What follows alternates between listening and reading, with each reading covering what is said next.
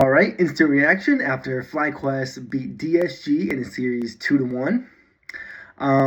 So going back to my prediction, I said that Fly was gonna pretty much stomp DSG in a 2-0 fashion, and that Masu was gonna gap Sajed, and that is exactly what happened for the first 1.5 games.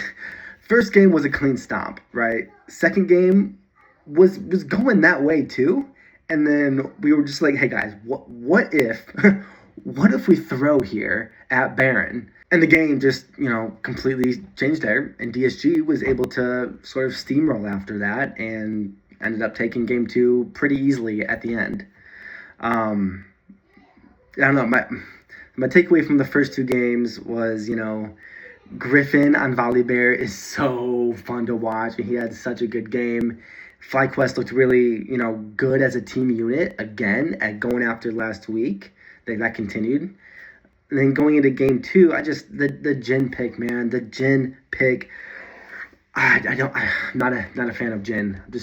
He just doesn't do any damage until it gets into late game. And they weren't really able to get into that state. So Masu was AFK, really, and it just was not a fan of his positioning, especially in the Baron when they threw. He was way far away, and I get it. He was just kind of trying to get some space to ult, I guess, but I did not like that. And then game 3 was a bit more competitive than I would have liked to see, honestly, against DSG. It was pretty dicey for the first half of the game, but then Griffin was like, you know what, guys, we win this.